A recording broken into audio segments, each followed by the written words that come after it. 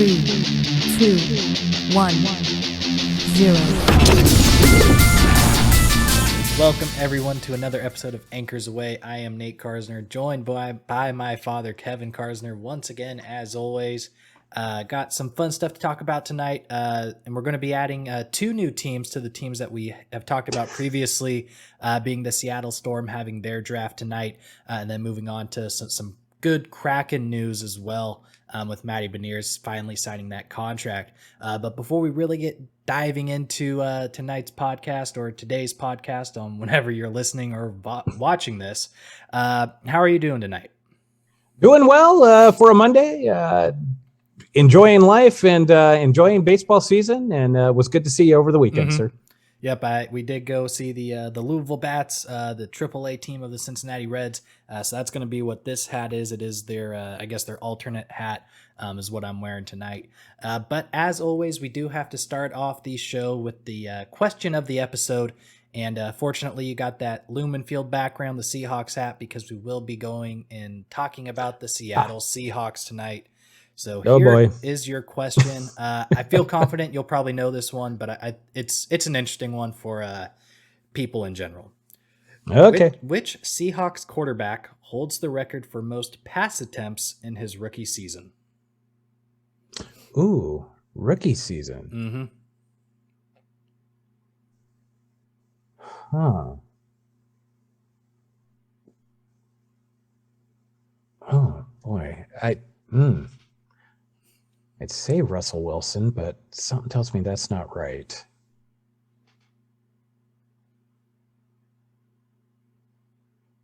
Oh, no, it's not. Oh, boy.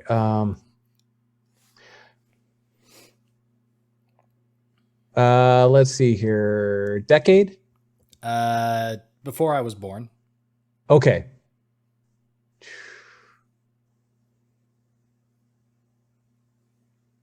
It wasn't Dave Craig, was it? No, that's who I thought it was. It's not. Okay. Was it like Dan McGuire? Nope. No. He ever threw a pass. He was the second overall pick and went to a very famous college. Wow, I just blew a blank. Wow. Quinn? Nope. No. Notre Dame. Okay. I'm drawing a blank. Nothing. All right. Rick Meyer was selected second overall pick in the 1993 draft by the Seahawks. He signed a 5-year, $15 million contract. In his rookie year under head coach Tom Flores, he set all-time NFL rookie records for attempts, completions, and yards, and became only the third rookie quarterback since 1970 to start all of his team's games. Wow. Yeah. Interesting. Okay. Rick Meyer. Yeah. Okay.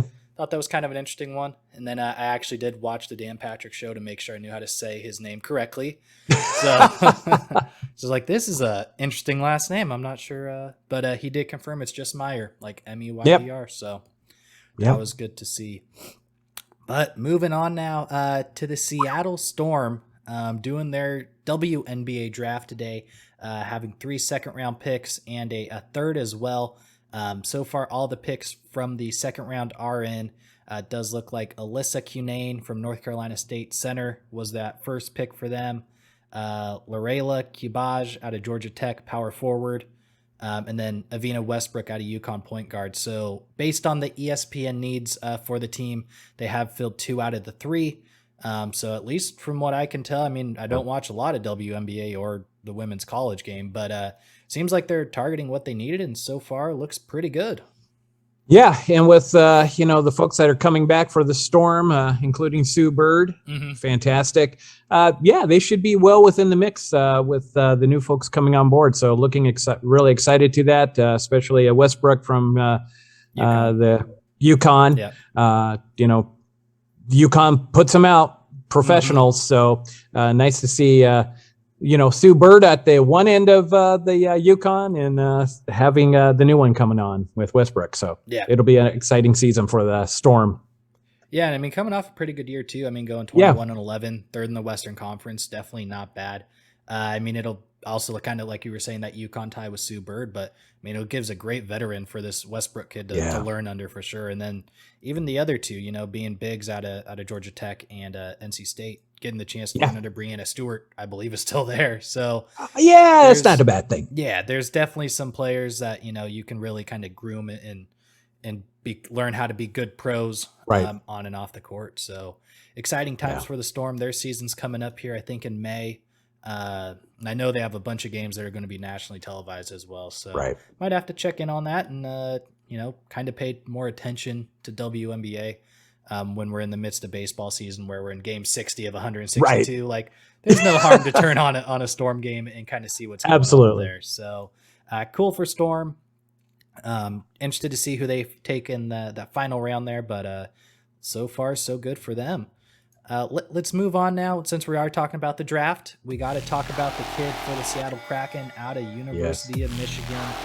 Second overall pick, the first ever pick for the Kraken. Matty Beniers signs his entry-level contract on Sunday, and at least while we're recording this episode, he should have joined the team today. Right, yeah.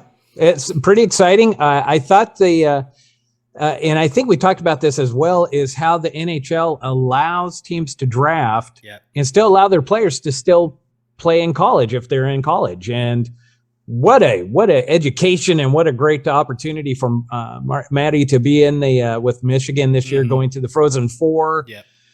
Oh man, just losing out in the overtime there, but no, fantastic opportunity for that person to really continue. And really, Michigan was a pro style. Yeah, they're legit. College team. They're legit. What do they have? Like how many first rounders? 7 first round picks, 13 overall picks in the draft. So so I don't think that was the wrong call. But no. I wish more professional teams would allow that. But it's going to be exciting to see him here now. If you were telling me about how the NHL has their funky way of doing their the contracts. Yeah, the contracts. Tell me a little bit more. What will happen with Matty here? Yeah, so it is interesting, and I actually do kind of like how they do this. It seems like the NHL does contracts for the most part right, and like you mentioned, letting them go back to college to finish out that. But for that 19 to 21-year-old range, you're looking at a 3-year entry-level contract. 22-23, you're getting 2 years, and 24, you'd get 1 year for that entry contract. The thing I don't like, though, is if Matty does play one game for the Kraken, and they have about 13 games left in the regular season, he loses 1 year of his contract. So instead of getting him for 2023, 24, 25, he'll be set to be a free agent after the 24 season. Which it doesn't make sense to me, and I know that the Mariners just had their service time manipulation big thing go on with Kelnick, but if I'm the Kraken, I'm going to play manipulation time. Let him, obviously be up with the club, and get to practice with the NHL guys. Start to make that travel schedule of going to Winnipeg and Calgary, and then wherever they go after that.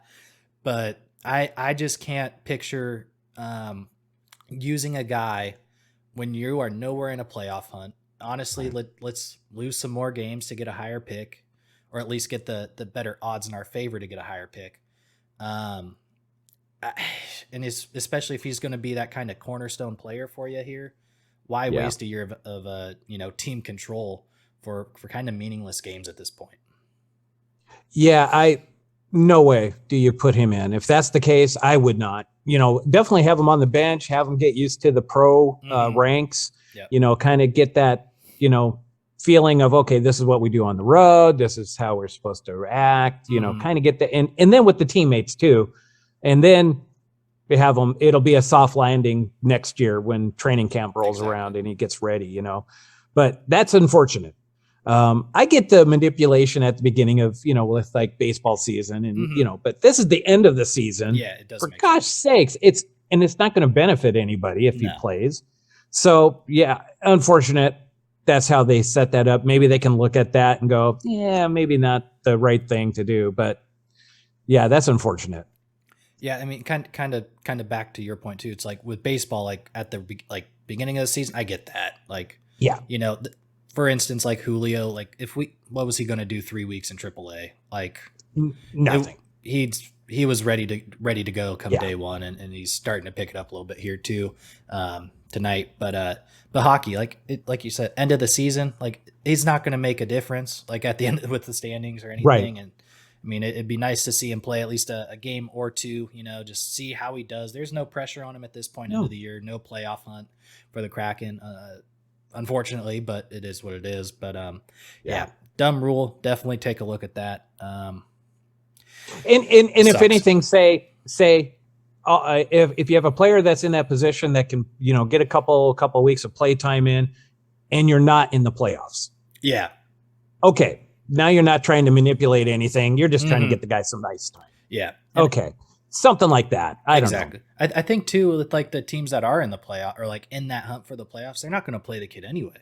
Like you're not going to screw up, your line chemistry with bringing in a kid, no matter how good he is, if you're in the hunt. So it's like for these teams that, are not good, like why not let them get their prospects up and play some years while, or play some games when it doesn't really matter and there's no pressure on them. But I did think it was interesting. I do like overall the hockey wave doing it where they can go back to college, get solid ice time. And like you said, Michigan's a legit squad. I mean, 13 picks, 7 first rounders. Like he's playing with NHL quality guys absolutely the whole year. So definitely not worried about that. And he's only 19, so he's got plenty of hockey years left in him. So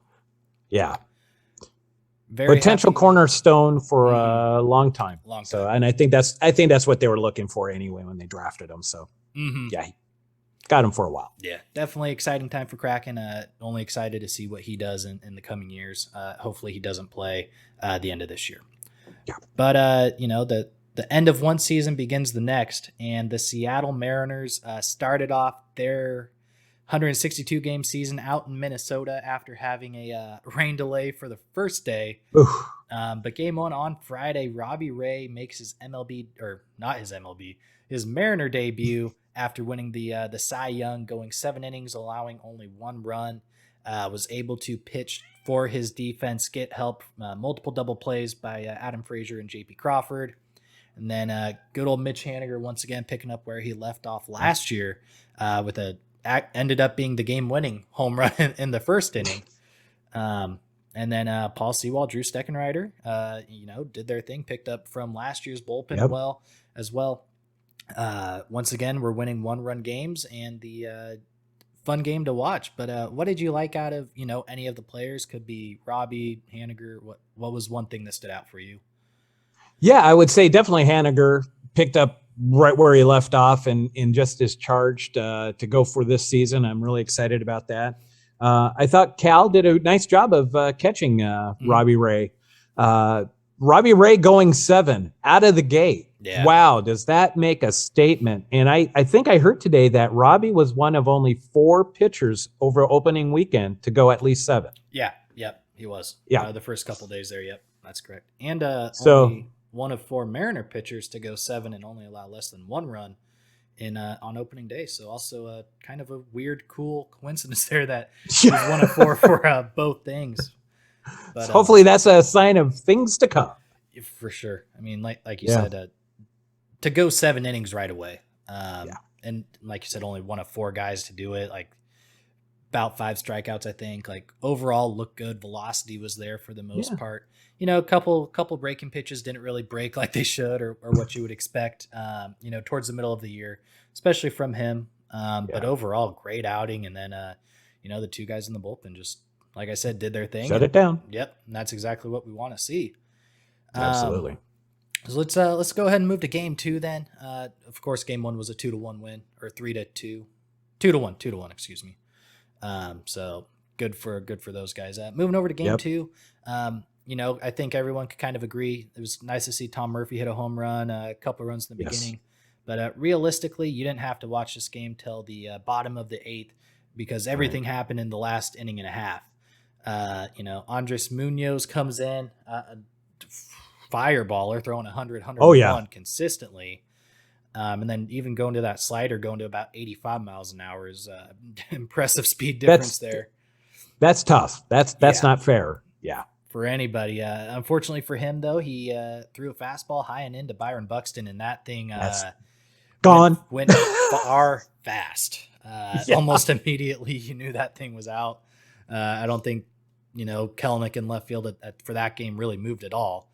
No. But the great thing about this team on 1-run games is they managed to pull through again. Julio Rodriguez gets his first major league hit.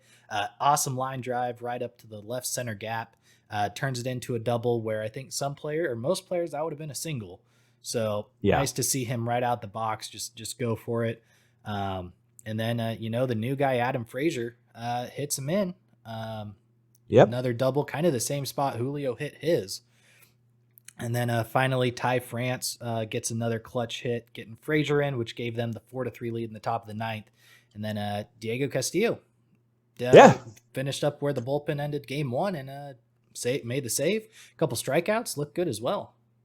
Yeah, feeling good so far, 2-0, and at that point, so pitching's looking good. Mm-hmm. Hitting starting to come around a little bit. We had few more hits in that second game, so things were kind of gelling. And then just to go back to that starting pitching, Logan Gilbert went solid 5 innings. Obviously like to get him a little higher, but he did get his pitch count up a little bit, and ultimately I think that's what kind of decided to pull him after 5. But 1 run given up and striking out 7, so also looked solid. Breaking pitches look pretty good, so hopefully him meeting up with DeGrom is going to pay off for us over the season. Absolutely. But game 3, that's where things fell apart, and we've both kind of mentioned it in the first episode with that Mariners preview about Marco Gonzalez. Just overall did not do well. Velocity was down, location was off, breaking pitches weren't breaking. Only going a mere 2 innings, giving up 3 home runs, 1 grand slam to Gary Sanchez and the other 2 to Byron Buxton. Before we even jump further into the game, let's just kind of go talk about Marco. And what do you think's really going on? Because it seems like he carried everything from spring training just right into his first start. Yeah, and it's unfortunate because the second half of last season, I thought he turned his his game around. He was 9-1, was like one of the top pitchers second half of the season. But again, I still wasn't real comfortable with Marco even last year, even when he went 9-1, just because I don't know, there just seems to be something off. And so in this game, again, something is just off. And I don't know if it's, I don't know if he needs like a talking from like a Jamie Moyer, who was a quintessential, not a fireballer by any stretch of the imagination. I think he even threw a 53-mile-an-hour changeup at times. Yep. But he knew how to throw an 80-mile-per-hour fastball the proper way with location, and he knew where to put it, when to put it against the hitter, because he studied the game and every single batter out there, because he knew he had to be smarter than they were. So it's a chess game as well when you get to that level of having to try to be a pitcher. I mean, a bona fide, try to figure out this thing. And it would be nice if he could just hook up with somebody like that to just kind of say, okay, realize I don't have a power pitch. Yeah. Just admit it. You have a fastball, but 80-mile-per-hour fastball ain't going to cut it. And I know he's up around 88 or whatever, but 88, 89, but it's a batting practice fastball. Like you said, it doesn't really jump out of his hand like it used to, like the last few years. I think Jamie Moyer is a perfect example, though. Someone who threw 85 maybe max for his four seam, and 2001 went like 21-7. Granted, 2001 was quite the year for Seattle, but even in 2003 went like 20-6. And I might have those wins losses backwards, but it just shows you like you can still win games, not being the hardest throwing pitcher out there, even though that's kind of that stereotype nowadays. It's, you want the 99-mile-an-hour fastball guy. You don't need to do it to be successful in the league. And I think if he can figure that out, I think it's going to pay dividends for him as a player, but for the organization as well, because it does feel like Seattle's committed to him and trying to see what he can do. But I do kind of want to talk a little bit about the home runs he gave up, because that's kind of the issues here. That's the issue. And we mentioned this again in the first episode, going back to just being that pinpoint accuracy guy, and that it wasn't there. We'll go back to that first home run to Byron Buxton. I believe it was Torrens catching that game, set up inside, but up and in, 89 miles an hour. That's nothing for a guy like Byron Buxton. He's going to turn on that every time, and that ball went out again kind of fast. So first mistake right away, not hitting a spot, and again 49 or 89 for a four-seam fastball, and that was one I did go back just to make sure he wasn't trying to throw a sinker or anything. Like the rotation on the ball, that was a four-seam fastball all the way. And at 89, I mean that's nothing for a guy like him. I mean, even I don't know, like he got around on that so much though. Yeah. It was like, well, geez, yeah. And then the next one being even more devastating is that Gary Sanchez grand slam. Oh God, yeah. Where Torrens, they throw the changeup. He's set up low and away, clearly low and away. And then that ball by Marco just about middle part of the plate, low, which was, I mean, nice to see that, but came in quite a bit from where Torrens was set up. And Gary Sanchez might not be the best contact hitter, but if he gets a hold of one, it's usually gone. Even in Target Field, not in Yankee Stadium anymore. Right. So again, it comes back to that location. Like if he hits the spot, chances are Sanchez rolls over on it or hits a little blooper where our defense could have done something with it. Yeah. And then probably the worst one of all. Like I'll give Sanchez some credit; he was able to get it out. But the second home run to Buxton again, the guy went 3 for 3 in home runs there for that 3 at pat stretch. But this is the one that I kind of have probably the most issue with, is the hanging curveball again up in the zone, right over the heart of the plate at 77 miles an hour.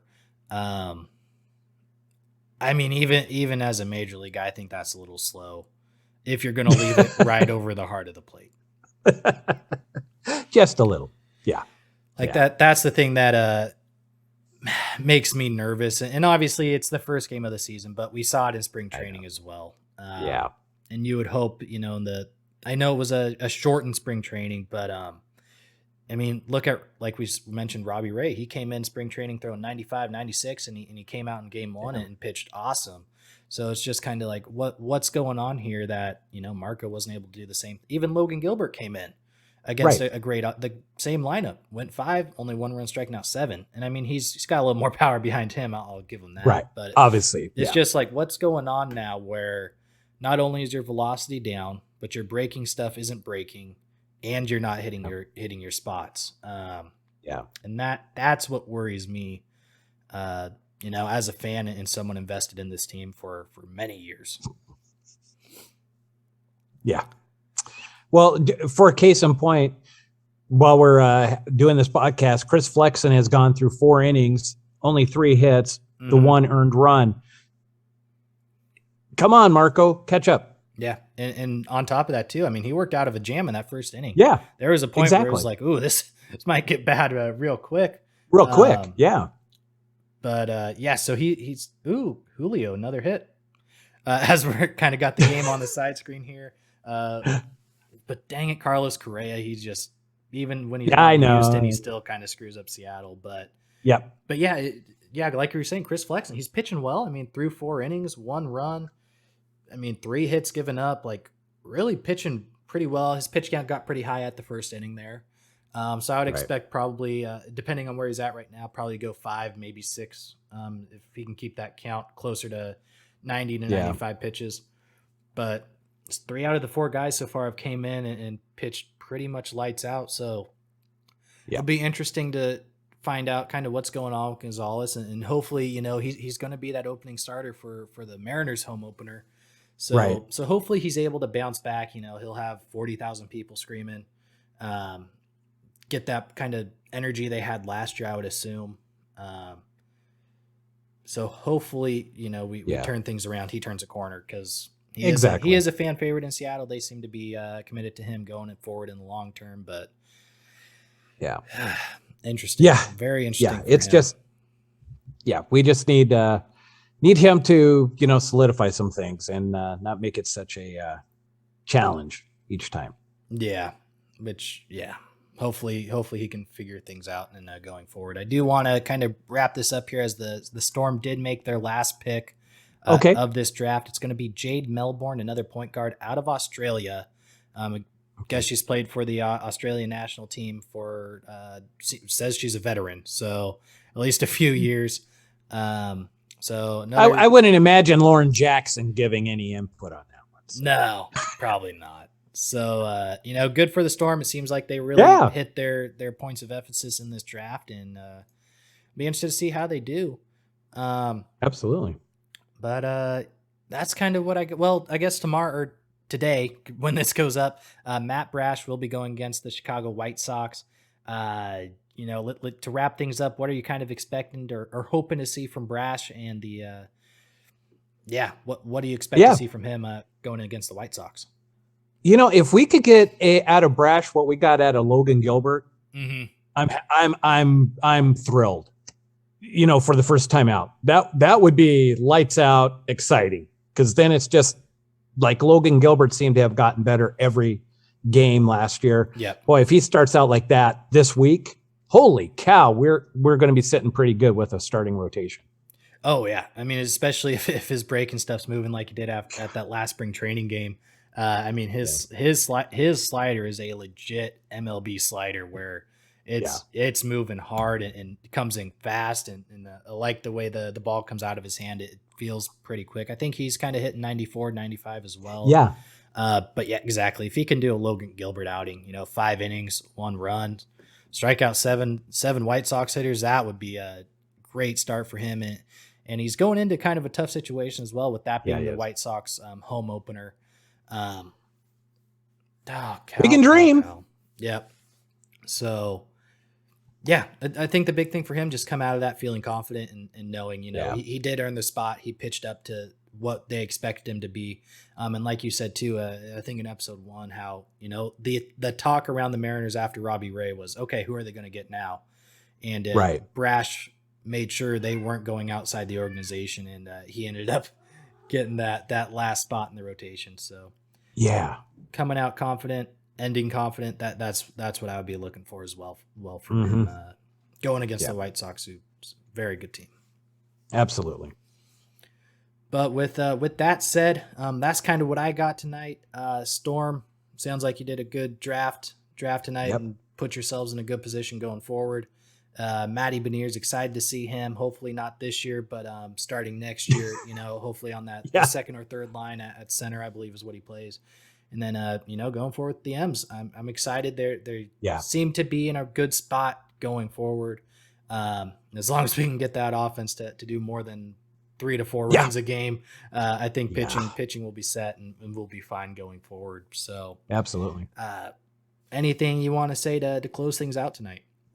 Nope. Enjoying doing these podcasts. Seems to be just getting better each time we do it. And, just looking forward to being able to talk about the different professional sports out of Seattle, and that's why we kind of brought up with the Kraken today, and also the Storm. We want to include all the professional sports teams, and hey, the Seattle Storm with their 4 WNBA championships, pretty nice to see and kind of tout.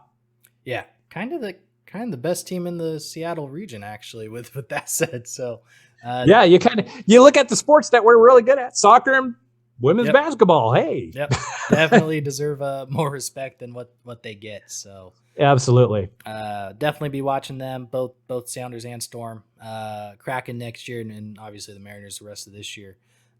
With all that said, thank you everybody for watching, listening. Go ahead, subscribe, comment, and like. Comment what you don't like, what you do like, what we can do better.